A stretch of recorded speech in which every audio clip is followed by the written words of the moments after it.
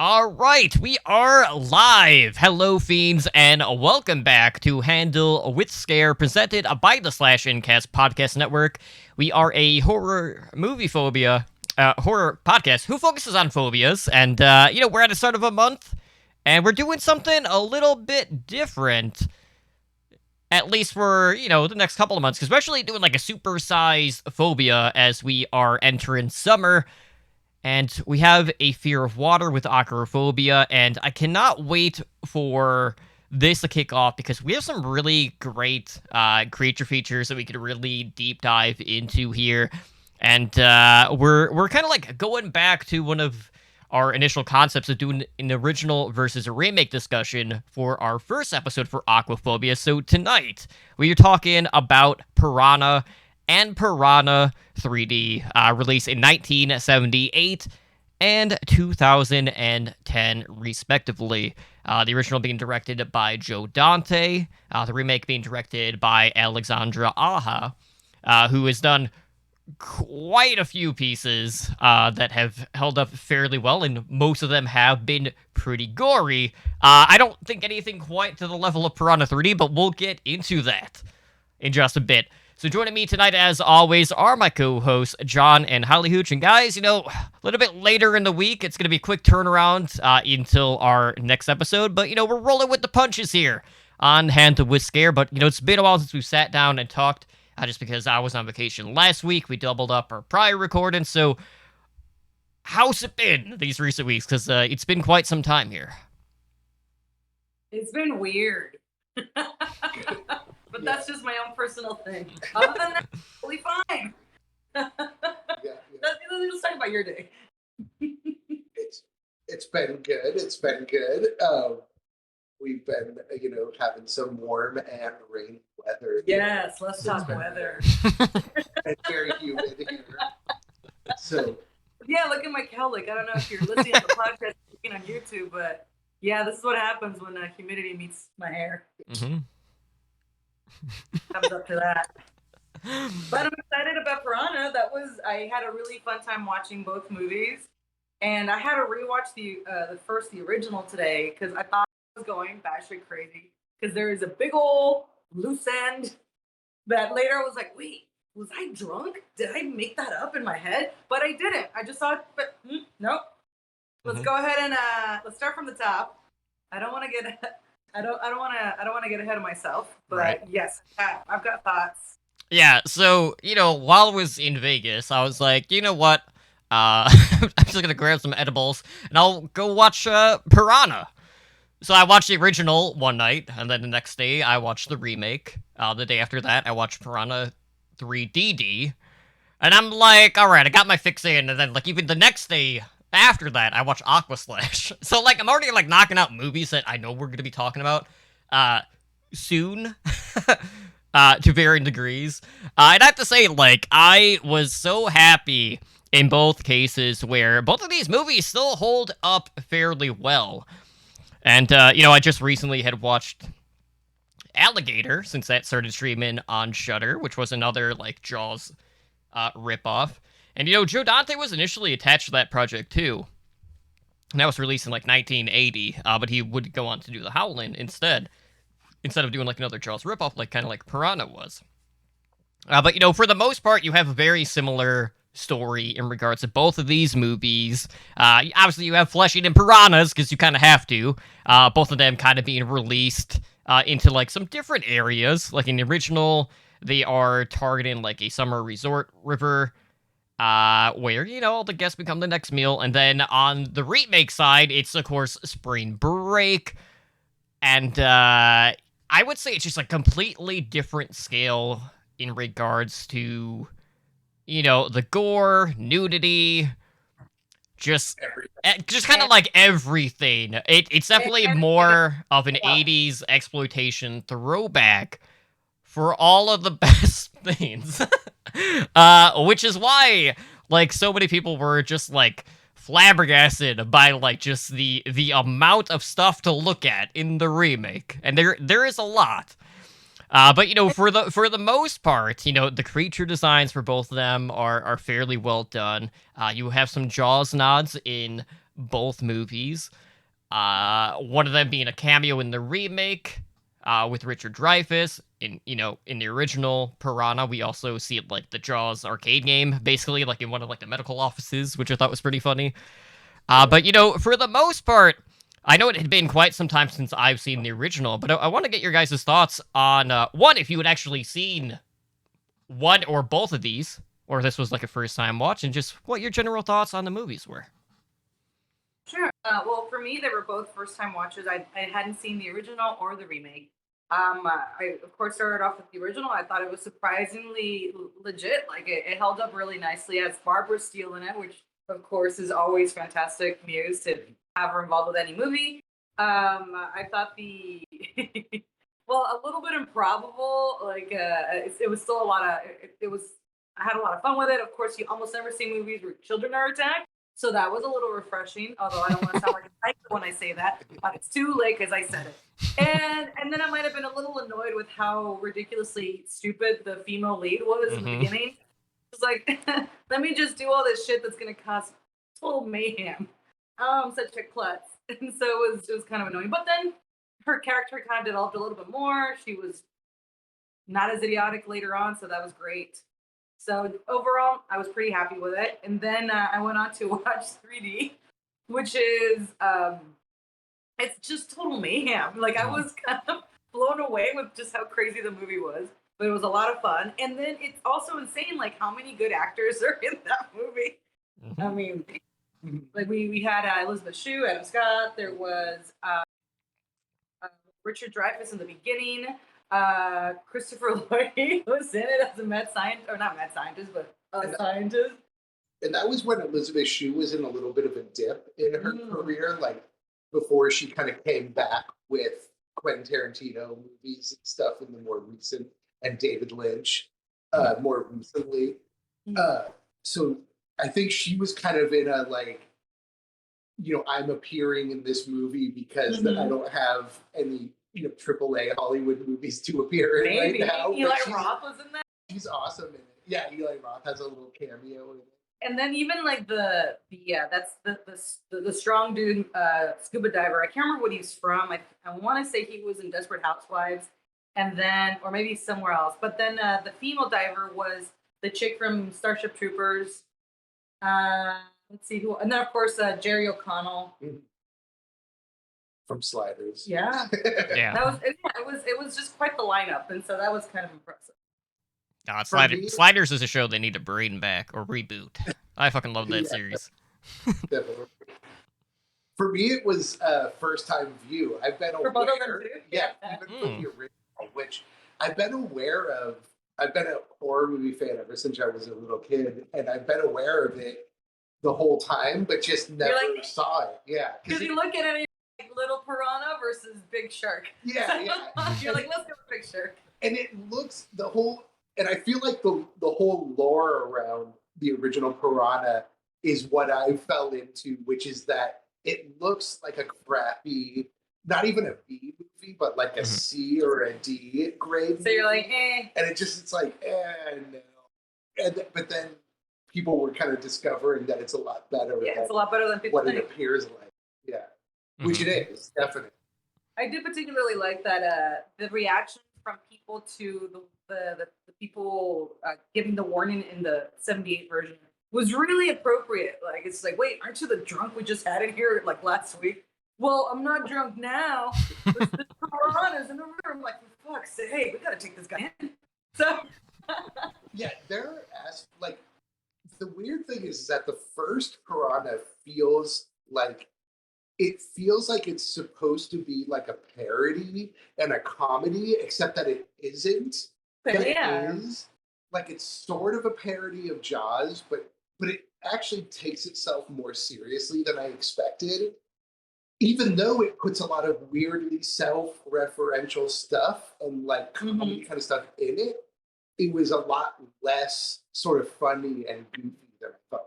And the actors were a little bit more, they took their roles more seriously. Like, the acting was a little bit more solid because, yeah, there is comedic elements to it. So, for example, the prison break was pretty funny.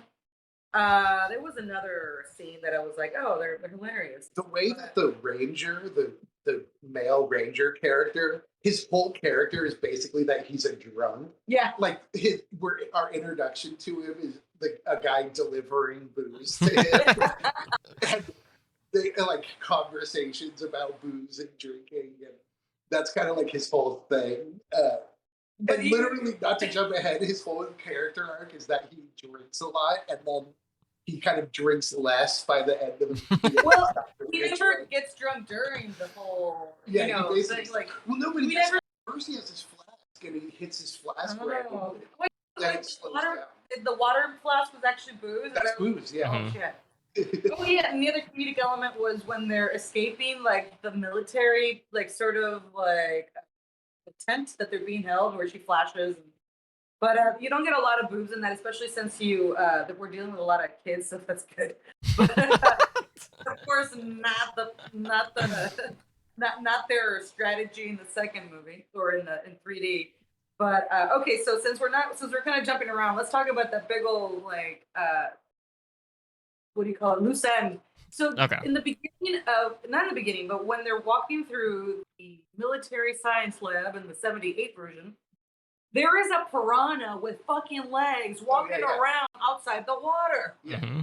Does he fucking come back at all? No. Even at the end of the movie, he doesn't come Okay, out. now I have a note about this, and it's not related to either of these movies.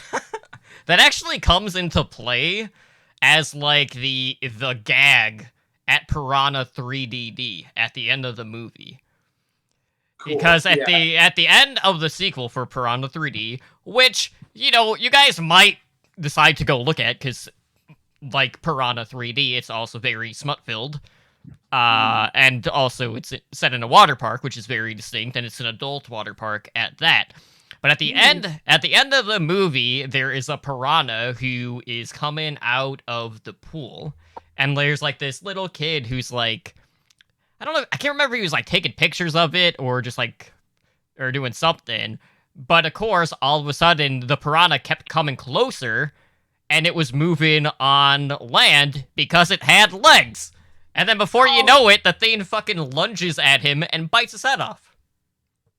And the kid dies. so it kind of ties into the gag of the remake sequel, which I thought was pretty interesting. But yes, it's one of like those evolutionary things that just kind of goes under the radar and isn't really explained. Yeah, I mean, you think it would have like had a bigger part of it since it's so fucking crazy. And if you're talking about 3DD, wasn't it like in 2012? It was fairly recently. Let me double check on when it came out. The original came out in 78, and then they don't even touch on that shit. It is 2012 for the sequel. 2012. So it felt added in to me in a weird way. It felt like they wanted to add in a scene or something where they showed like these are not normal piranhas. I get that, but like they had that with that one in a tank that was really gross. But then this one like walked away with a gun in its belt. I'm like, is this not going to come up later? Yeah, and I thought for sure that we would see the walking piranhas later. You know, that they would appear, but they did not. At the end of the movie, I was like, wait a minute. I'm sure they probably wanted to have those weird creatures appear later in the movie, but just couldn't afford it. But then if you can't afford it, you should take them out. But it was good because that's the thing I was talking about with the Hornets Sword movie. Because they have that lore where you see the lab where it's an experiment gone awry and your creatures are these weird mutated versions of the regular creature. It's true. Yeah, when you see the progression. I really wondered if originally they were just regular piranhas, and then they said we need to kind of beef this up a little bit or something. Because when you actually see the piranha scenes, there's nothing really unusual in it. No, it's somebody shaking a piranha like this. They kind of just attack the way that you see them in nature attack, where they just. I did have a long conversation with my I thought piranhas were like the size of your fist. I guess they're more like okay. They can be Where like, why don't we say that for the people on the podcast? So we're like we're clean at like what, like 5 inch, like 6 inches, like maybe like 5 5 inches inches, long. 5 inches long. Okay, piranhas are about the size of an average penis. They take little bites. They have teeth filled mouths. They take little bites. And they swarm on you. Yeah, the first one draws the blood, and then that draws the peck. Like they Somebody explain in the remake. When I was a little kid, somebody had to explain to me that they weren't just everywhere. No, they're not going to be in like the lake. They're not going to be in this river. But I definitely did have the Jaws fear of sharks for sure. Being in water, but no, I never got the fear of piranhas. Yeah, I'm not a fan of going into natural bodies of water. Pools, great. Natural bodies of water, gross, disgusting. Things shit and fuck and die in there. I don't understand why people are so crazy about it. You gotta wear shoes. You gotta wear shoes. All right. And I felt like, just to kind of jump back, I felt like the original Piranha, to sort of talk generally about it, it really felt to me like they made a 1-hour movie and then they realized that they had fallen short and went back and filmed more and added more in, because the story is pretty much all focused on the kids, the kid camp, the counselor, and the ranger, or she's a scientist, right? And those characters. Stuff, and then all of a sudden, and then we resolve that story at about an hour in, where the piranhas attack the camp and the kids, and they get the kids out. It's like, okay, we survived and it was crazy. And then we introduce that character of who's basically like the mayor from Jaws. Yes. Transplanted into absolutely the whole like, we can't shut down the town. Yeah. But then you also can't blame him that much, because somebody calling you up to say, hey man, there's piranha, and then also starting the phone conversation with, this is not a prank. I repeat, this is not a prank. There are piranhas in the water. So like I definitely get why. Like, unlike Jaws, where it's likely, this is unlikely. But we get kind of a whole new set of characters for the last half hour, kind of where it becomes about that adult sort of camp, or just kind of. It's just like a Memorial Day, blah blah blah, right? Yeah. And we get, who is that actor? It's a famous actor that plays the mayor that character. Oh, that's Dick Smith. He's not that famous, but that's Dick Smith, and he is seen him in a bunch. Joe Dante's Gremlins. He plays a character in that movie, and he's in a lot of Roger Corman B movies. Very cool. Back in the day, he's kind of a B movie famous guy. Yeah. And then at the end, when it's like, oh, they're fine, they won't be going to the ocean, they can't survive in salt water, and you don't actually see them, but it's like maybe they do, and that's Barbara. So you're like, what happened to the military? Are they like just like, no, they're like piecing out, like, no, it's not, we don't want to be found out. We've taken all the tents and all of the military men. Scientist. Yeah. Who kind of appears and disappears a little bit through the movie. Yeah, I did love Barbara Steele though. She was great. And then they bring back in our main characters. They kind of reappear after like being gone for like 20 minutes in the movie. So what was he trying to do? He was going underwater to do something. Remember when he's going in and he holds his breath and he's like, count to 100, and then he's trying to turn something to make something happen.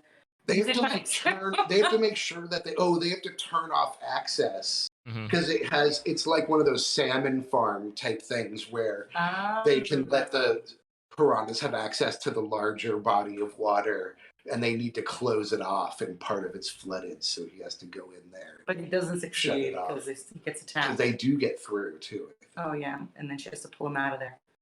I mean, that scenario is pretty much like.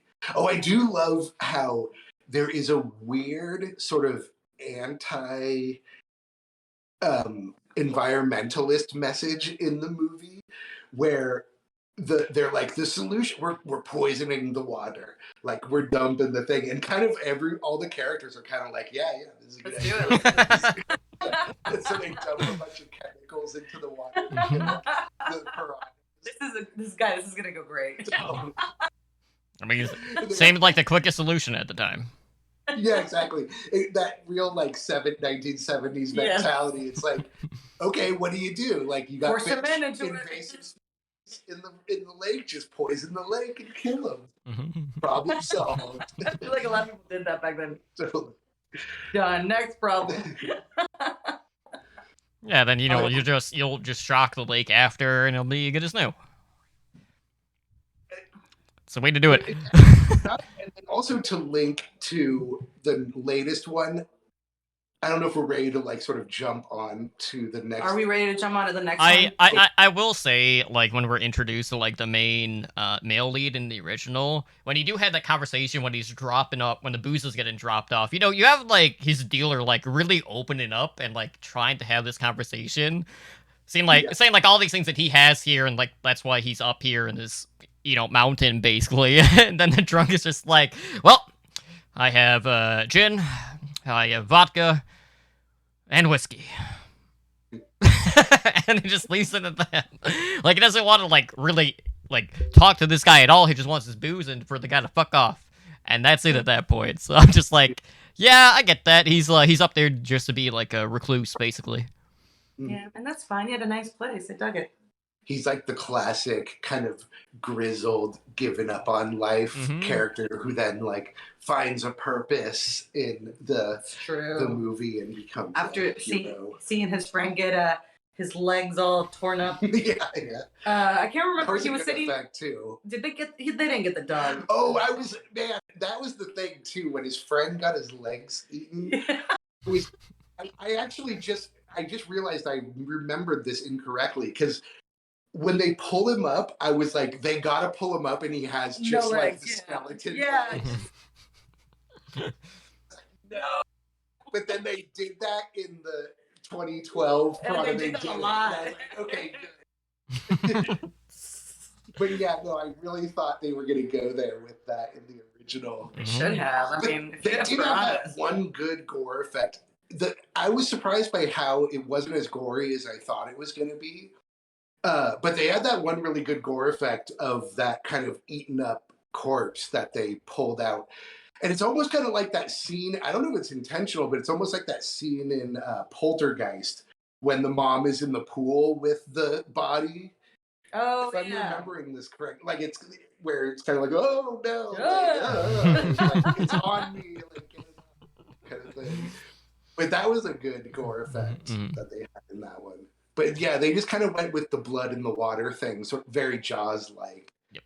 In the opening shot where those two that young couple is breaking into this abandoned military scientific base. Yeah, and then they decide to go skinny dipping in the gross pool. Yeah.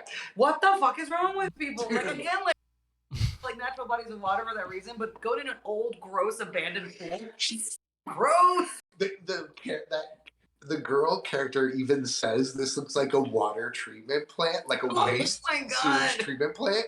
And I was thinking, it does. It looks exactly like a waste treatment plant. Like, why would you jump in there? That's disgusting. The music was surprisingly good. And earlier you were talking about how it's meant to it has some comedic elements, but it's not. They're not making fun of themselves. And I think like that was like dead on where there are some comedic parts to it, but it's everybody's trying their best to make it a good movie, and I think it works really nicely. Everybody does a nice job, and even the music I thought was pretty good. I mean, there was that one scene where one of the camp counselors had a lot of character development, right?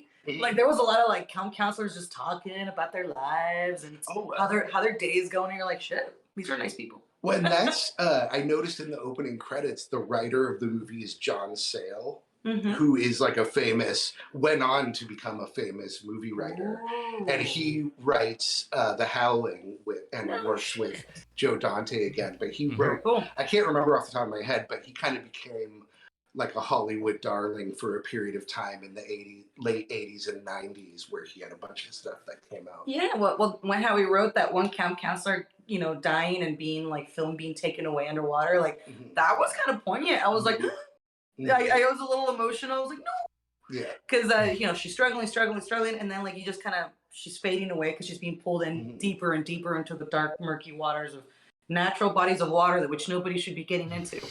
And they did have good underwater photography for a low budget movie too, because that could be a problem. But they obviously made a point of having a good underwater setup.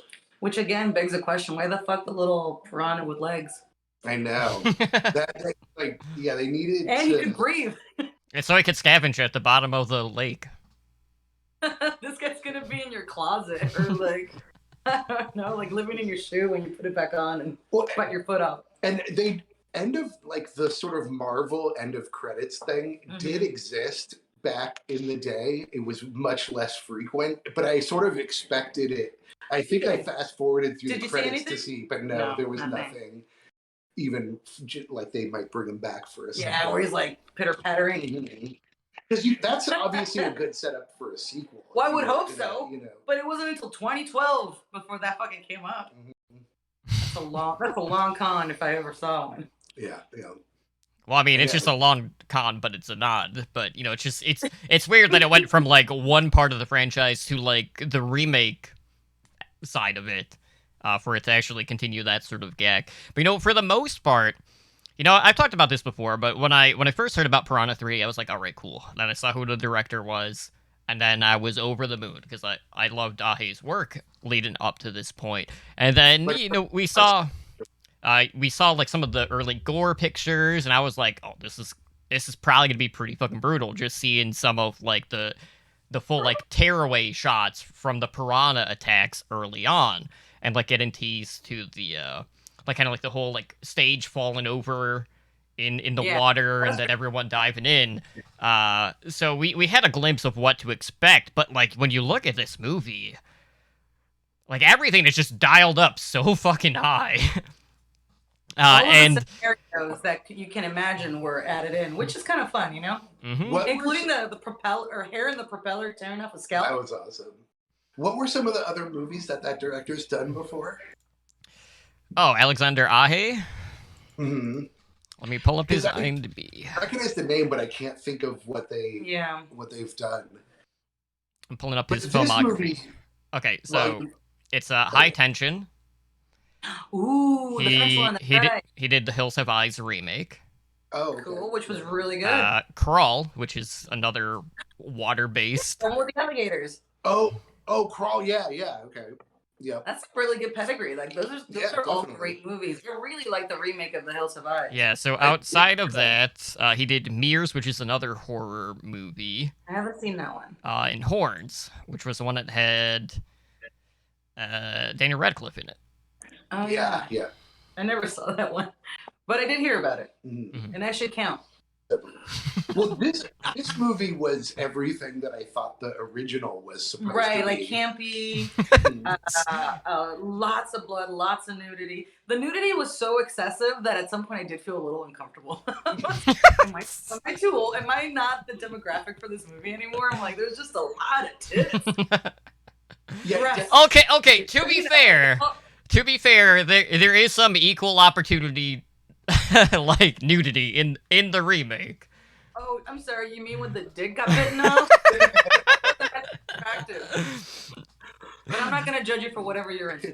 But I'm just saying it's not like it wasn't present. But yes, I mean, knowing that it was based on Spring Break, there was gonna be a ton of nudity regardless. But this was just a pure exploitation type film. It is just 3Bs galore, basically throughout almost the entirety of the movie, because it feels like one big like water party essentially because of how many people are gathered at this lake. Yeah, but I do feel like that's like the Fort Lauderdale kind of feel of it, right? That's the whole point of places like that where it's just like it's mostly young people and it's very much so just party, a little bit of orgies, a whole lot of sex.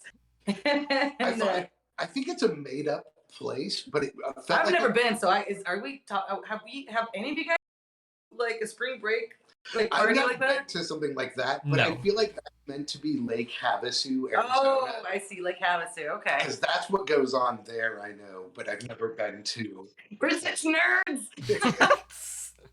We'd be the kids that would be totally fine because we were at theater camp or something. This movie definitely had the feeling of the sort of teen sex comedies that were coming out at that time. Yes. It even did the speed ramping thing that those movies do, where they speed up the footage randomly. You know what I'm talking about? Where it suddenly moves quickly. They would do that periodically in this movie, which was sort of a thing they did in those other things. I thought that everybody did a pretty good job. Even like, Jerry Cano was so hateable. and also I'm like, man, that guy's been working out. I looked up how old he was because I was like, he was making me feel ashamed of not working out. Mhm. And I was like, clearly he's younger. He's not younger than me. No, he's old. He's older than me. In his 50s, probably. Holy crap. Well, I mean, in 2010, maybe he was in his 30s. Yeah, I'm like, damn, Jerry Cano. Because he was in his like 20s on Sliders, which was in the 90s. So yeah, he was older for sure. He's good in it. I thought everybody was great in it. I really liked Elizabeth Shue in it. Yeah. And Ving Rhames. Thank you. Yeah. He was fantastic. Although, did he have to die? I feel like he could have done that from the boat. Yeah. Because he pulls out the propeller and he's killing fish very effectively. I'm like, could you not do that from the boat? Or I know. His death seemed sort of... It seemed like they were trying to do that thing where he's sacrificing himself so other people can get away. But there was nobody around. Yeah. It's not like the Hodor situation where he's blocking like a bottleneck. People could run wherever they wanted. And he's just standing in the water being eaten. It's like, dude, move out of the water. Now, I will note he doesn't actually die. Does he not? He's in the sequel. Does he have like no legs or something? Do his legs get eaten off? Is he one of the people who loses? He loses his legs. Okay. I bet he's still a real huge badass. So there's a bit of a redemption arc in 3DD with him and the camera guy who was doing like the whole Girls Gone Wild, for them like trying to overcome their fear of water in 3DD. Okay. Nice. That comedian dude, I can't remember his name, but he was in the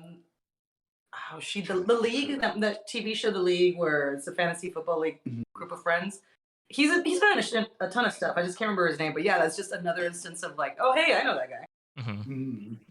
And this is definitely one of those.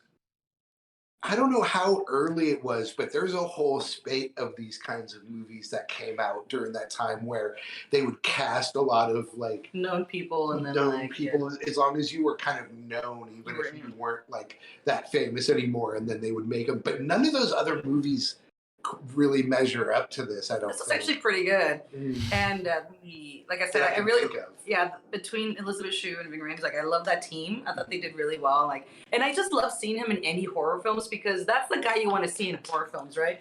Like, by that I mean, if you were in a horror situation, you want to see a big, strong dude who can get you out of the problem. Man, I don't feel like a feminist right now, but you know what I mean, right? Where you're like, oh, thank God he's here. Can you please kill all those zombies? The funny thing is I thought they were kind of doing one of those things because he appears in the beginning of the movie and then he's kind of gone from the movie for a while and then he appears again. And I thought they were doing that thing where it's like, oh, Ving Rhames is in the movie and he's in it for like 5 minutes and then gone. But it was like, oh, okay, good. He came back and he's actually doing stuff. I thought he's only on the cover of the movie. Which is essentially what they do with Richard Dreyfuss. I laughed out loud when, because they have the opening the movie where Richard Dreyfuss is there. Taking the ears of the water, and he gets eaten and dies. And then they go to the opening credits of the movie and it says, like, featuring Richard Dreyfuss. And I laughed out loud because it's like he's already gone. Not even 5 minutes, like one. And then I was a little scared at the beginning of the movie because, well, first of all, I love that was his role, that he's on the lake. Yeah, he's playing like his actual Jaws role, and he's humming like the tune as well. Right, but he actually died. He's unable to help. But the CGI and that little like what do you call it, whirlwind or whatever, like the swirl thing that was like. Oh yeah, the whirlpool. Yeah, the whirlpool. Thank you. Like that CGI effect was really rough, and I was like, oh yeah. What did you do to Richard Dreyfuss? How dare you? See, I almost wonder if like he just didn't know that he was actually filming Piranha, and it was like some other type of movie. Well, you can't know, right? Like the actors can't know the degree of how quality the CGI is going to be, right? They have to see it. They just have to like hope that it's not going to be shitty. They have the goofy CGI double of Richard Dreyfuss, who's like in the whirlpool, in the far away, in the long shots. He's like, okay, I'll do it, but I'm not getting wet. But that's that's what I'm thinking of is those like asylum movies. That this is almost sort of like an asylum movie, except actually good. Yeah, not just made purposely bad and then it actually being also terrible. Yeah, this actually accomplishes that thing where they're trying to be deliberately campy and cheesy, but they actually pull it off in a good way. Yeah, I thought so too. Because that's the thing about campy, cheesy things and movies is that if it's self-aware, often it doesn't work. It sort of has to be somebody earnestly trying to make something good, and then it becomes campy and cheesy. But they actually, I think, succeeded at they knew they were making something kind of goofy, but it worked out. And I think they, in the original, there was a lot of attack, but it was a lot of the same over and over again, right? So in this 3D, of course, they went way over the top, and all of the kills were absolutely everything you can imagine, which I think I mentioned before, but that was pleasing. It was kind of cool to be like, oh, I can imagine what can happen now. Yep, it happened. So they really delivered on everything. The hair cut in the thing was awesome. I was like, no, that was really good. No. Yeah. And then I was thinking about you don't.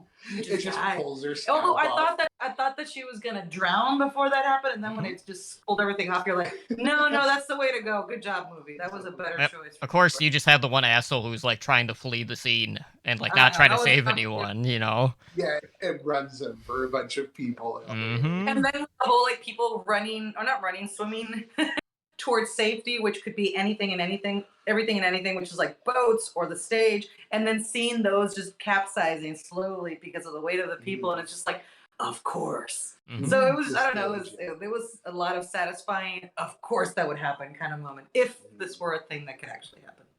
Definitely. Does that make any sense?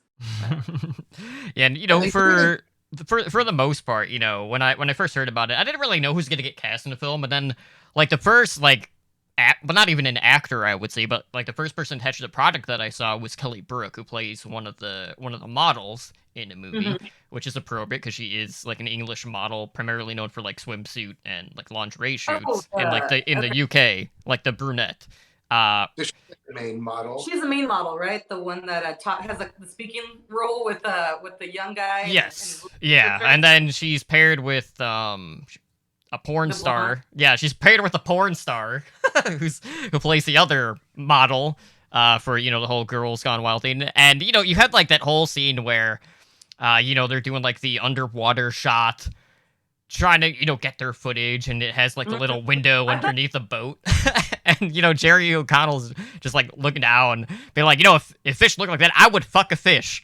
And it's just like, oh my God. I kept thinking that they were going to get attacked in that scene, but it was just, you know, nothing happened. I was like, oh man.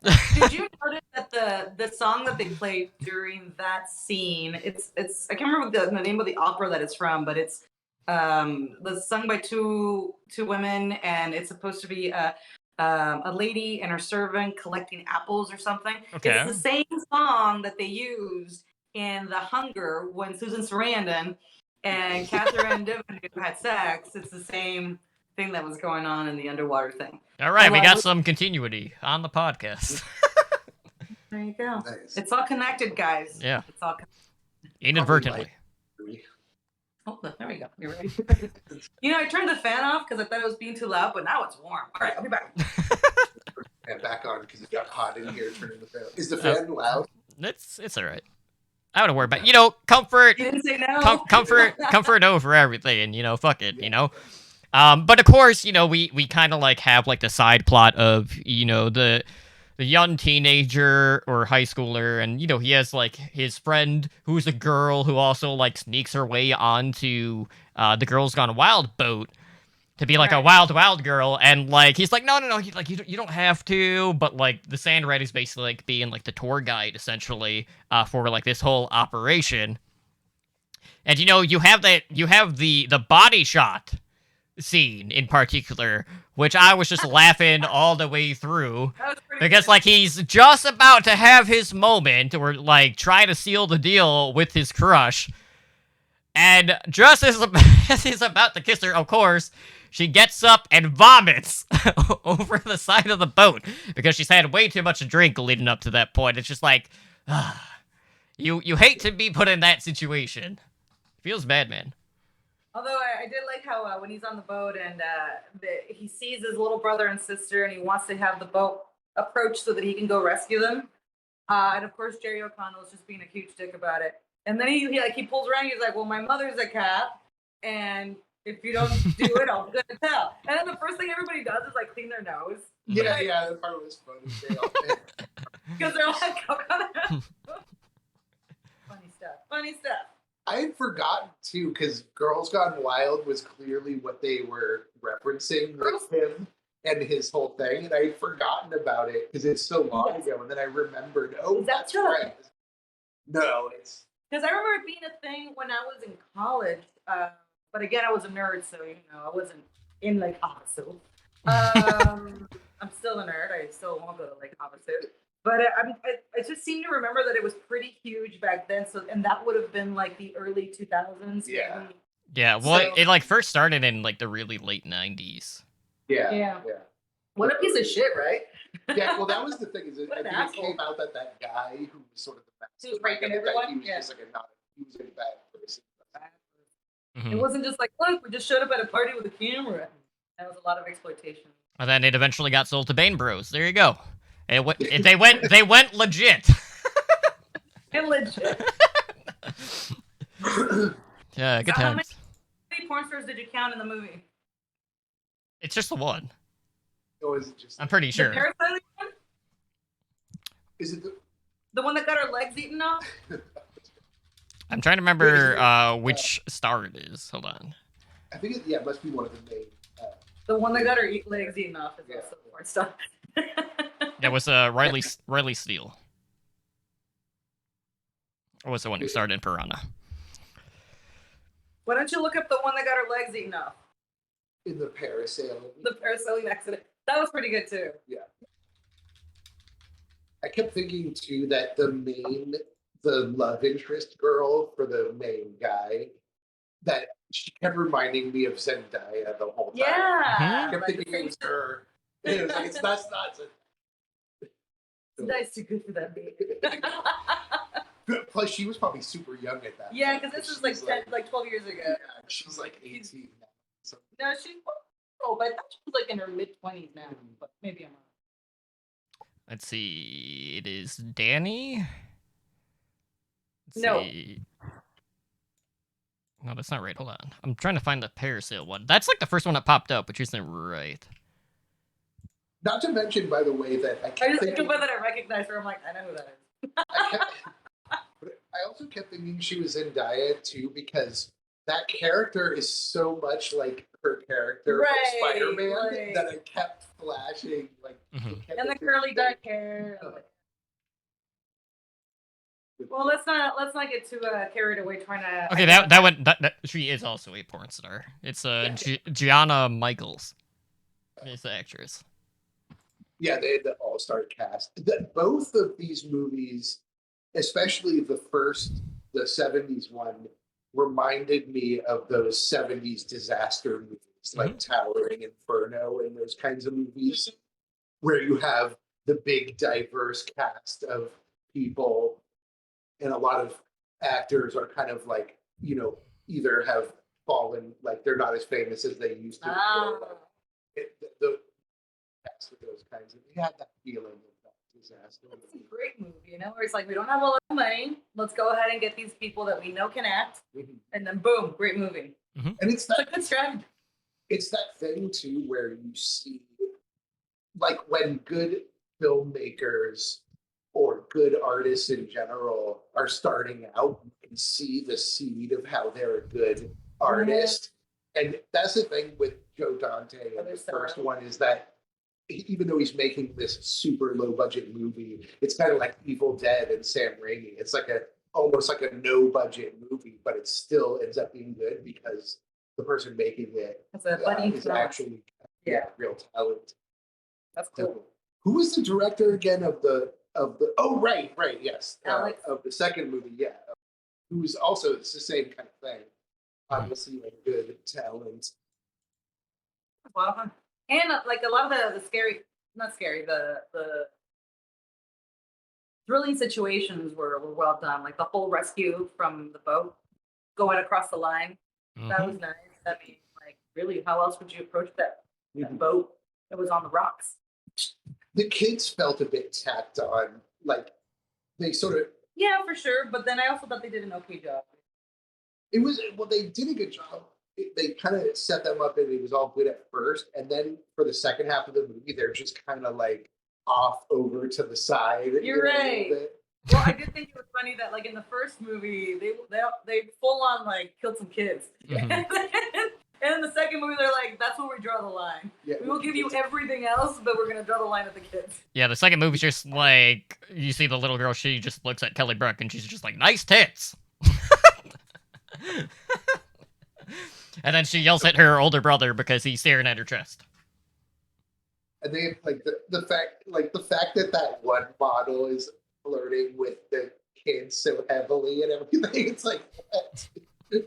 But they didn't really carry that through in the story, you know, because it felt like in the beginning, like they were setting it up that she was genuinely interested in him and not just kind of like messing with him or whatever. But then they kind of just kept the romance to the two other, you know, to the other. So that it wasn't genuine. Well, it wasn't interest. It was more like, oh, you're like a puppy dog. Like you're cute, this cute little innocent kid. And you ruffle your hair and you're so cute. But it doesn't need a lot of good explosion because the fact that you know, Jerry O'Connor's character is just like, okay, you're gonna be our. And it's just kind of like, really, like he didn't have that already set to pay someone to do that. He just grabbed someone random.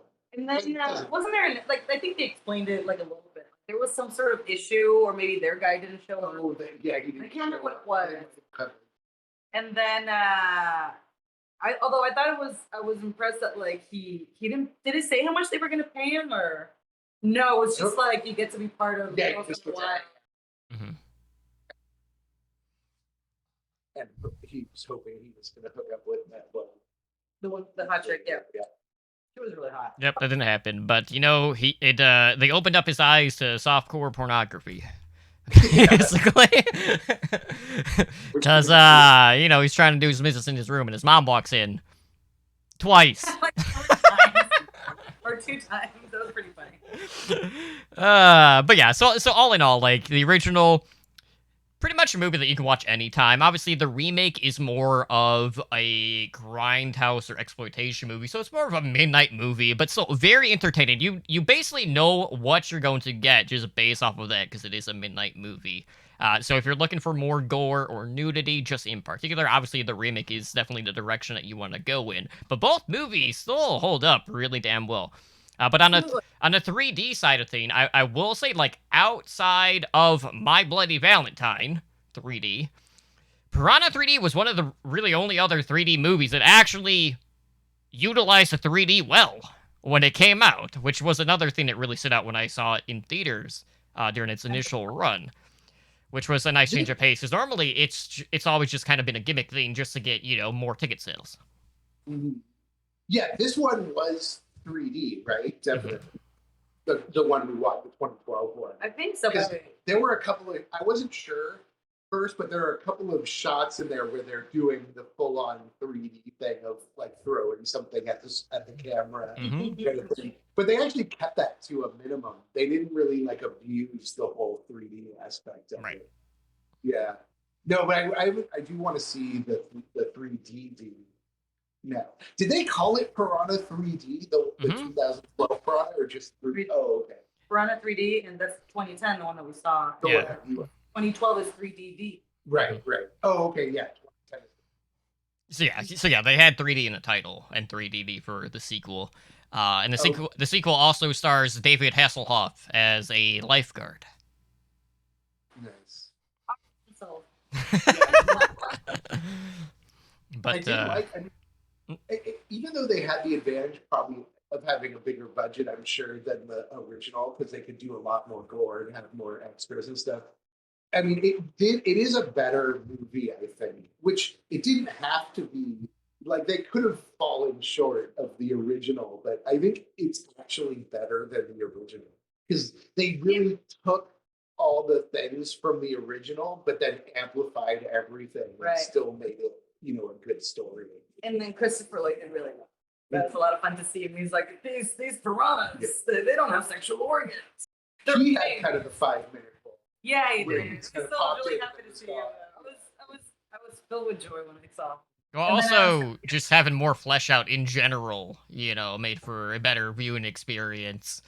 Both, with the ripping and tearing aspect of the piranhas, just because of how upscaled everything is. And that scene in particular, when the stage is falling over and everyone's fallen into the water, is honestly like one of my favorite sequences. Just like of anything fairly recently in the past 10, 15 years, just because you rarely get like a level of like that much mayhem or just catastrophe base outside of like apocalyptic type of movie setting. Yeah, that's a really good point. In the aftermath shots where they had all the chaos with the stage and everything had happened, and then they do this kind of like tracking shot showing the aftermath and everybody laying around. And there's probably like 40 or 50 extras scattered around. And I was kind of just looking at all the different random background people, and like everyone kind of had their little thing that they were doing. Like a war scene. Yeah, exactly. Like there were makeup effects and things on everybody, and it was like this huge shot of like a whole bunch of people, and everybody had a little thing going on. It must have cost a lot of money. Mm-hmm. Yeah, it must have been a fairly bigger decent budget. Yeah, there's a lot of makeup, gore effects. I mean, a lot, especially in that section of the movie. But even out of that section, there's a bunch of gore scenes. Yeah, it's interesting too.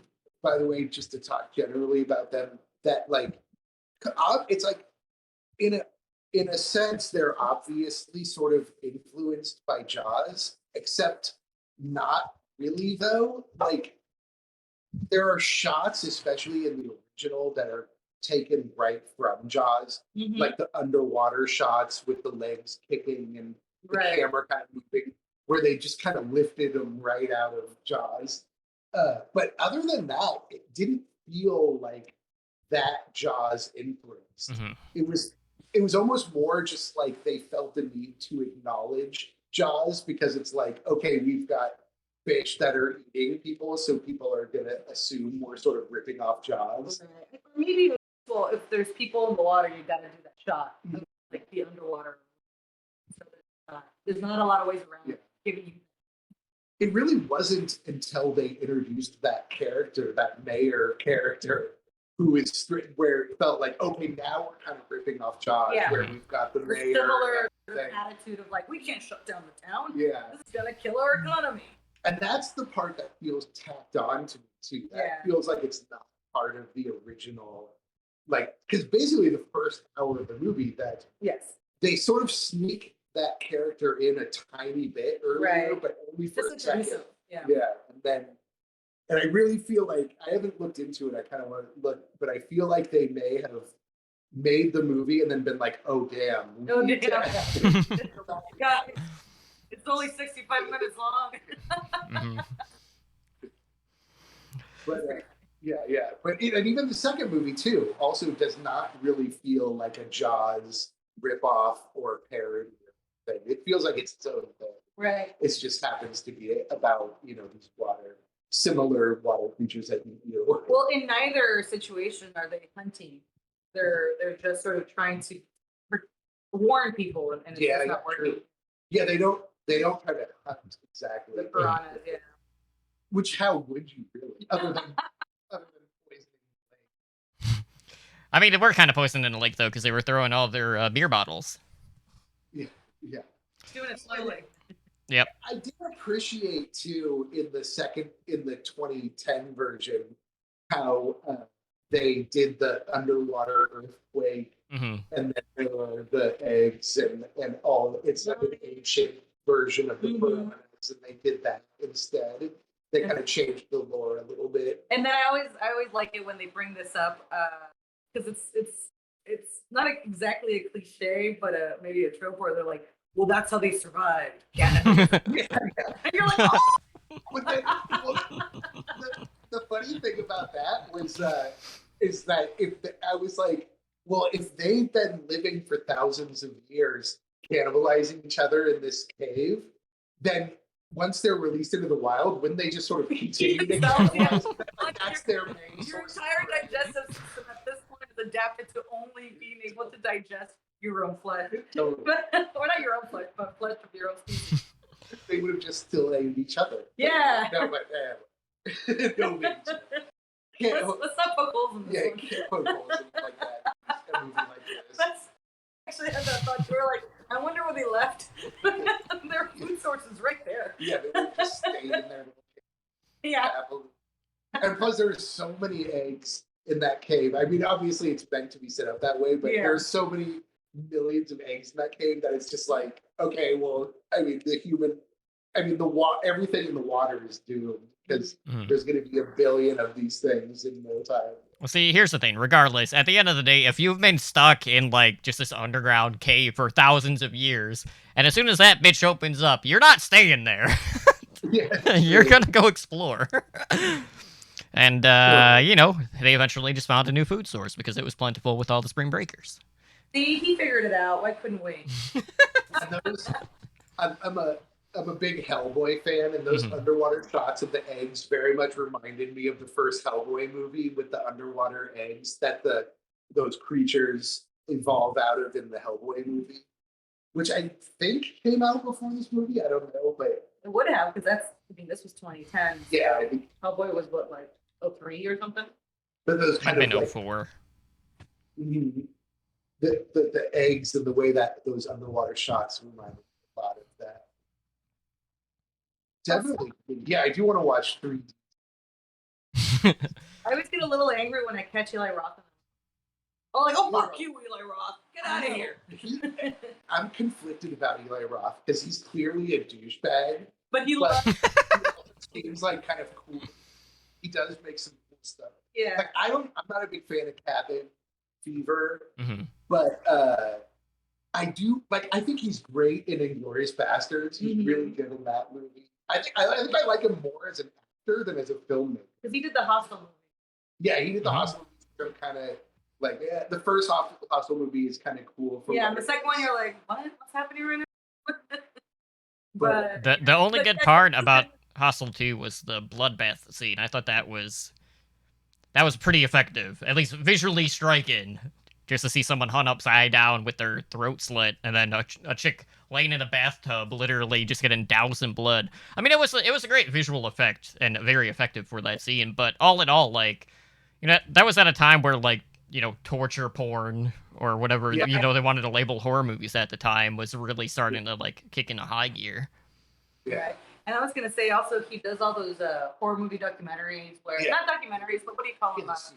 Yeah, he has a couple of series on Shudder where he discusses horror with like the creators and like the makeup artists and the special effects guys, which is really cool. But even then, I'm like, I don't want to look at you. But I appreciate what he's doing. But I do. Why do we hate Eli Roth? It's so weird. He has a reputation a bit for being. Oh, really? He does. Like he has like a sort of frat boy reputation, is what it seems like. Are you feeling uncomfortable? T, are you a fan and you don't like his bad mouth? Maybe he's all right. He's very hit or miss. I think he's all right too. I also think he's all right. But it's like I'm a little bit of the like I'm not. I don't like the torture porn style movies, although I feel like they work and they're legitimate. And I feel like I'm not criticizing them as a genre, a subgenre. But he's kind of famous for that. I felt like Cabin Fever was a bit derivative. It's kind of like Evil Dead, but without demons, basically. Like in terms of just explaining for me, like I like him. I'm weird. Like I said, I'm conflicted because I don't like some stuff he does, and I Right. like other stuff he And does. but I will say that if his name is attached to something and I'm really bored and I don't have anything else to watch, I'll be like, well, all right, let's see what he's got. Mm-hmm. But yeah, he got a weirdly bad reputation. I'm sort of as I can't totally explain it. The sequels from maybe. Yeah, I think because of the negativity towards torture porn, like in That might have been society in general, he got, I think, lumped in with that because that he did that. He was pretty strongly connected with that style. Mm-hmm. But yeah, he's a good actor. He's in Planet Terror, or no, he's in Death Proof, which is he's good in that. What is he playing Death Proof? He plays one of the guys at the bar that's trying to get. So he wants to go with the girls. He's like, he kind of plays like a sleaze. Mm-hmm. Which is sort of his I like, and I will remind everybody is his which is like what I bet you probably super nice. I bet you he's super nice and normal in real life because in this day and age, if like a new person, like it's usually known about now in this day and age, and nothing really negative has come out. Yeah, I would have gotten canceled by Yeah, he would have gotten canceled. It's like actually, like Joss Whedon turned out to be a worse person than Eli Roth. So, like, we gotta cut Eli Roth some slack. We take it back, Eli. Totally. We take it all back. All right, so looking ahead, as I mentioned, we're doing 2 months worth of water phobia. And next week we're doing John's pick, which is Underwater, which came out in 2020, so a fairly recent movie, directed by William Eubank, which I do like this movie. It does have like one of those endings at the end that agitated me, if only because I would have preferred a movie solely based around that rather than it just kind of being a tease to something bigger. Yeah. Yeah, not to jump ahead too much, but it's like the ending is like, I wish we could have gotten to this part sooner and then add like another half hour. Yep. But yeah, we'll go into more detail about that next week. But you know, we got some pretty good stuff coming up the next couple of months.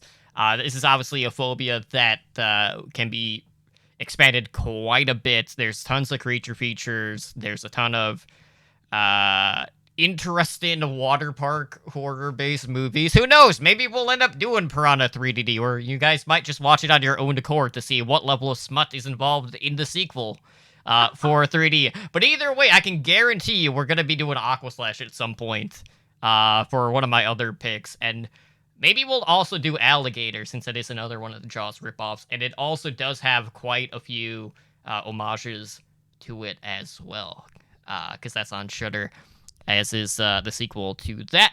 But for now, guys, that will do it for us here tonight on Handle with Scare. If you guys want to keep up to date with everything going on here, you can find us over on YouTube at Handle with Scare. Of course, you can contact the show via email at handlewithscarepod@gmail.com. And, outside of that, just follow us on Twitter, where we keep you guys updated on all the watch parties and whatnot at Handle with Scare. I've been your host, Tumbling Drunk, joined as always by my co-hosts Holly Hooch and John, and we'll see you guys back on Wednesday, which is fairly soon, so it won't be too long before you hear our voices and see your faces again.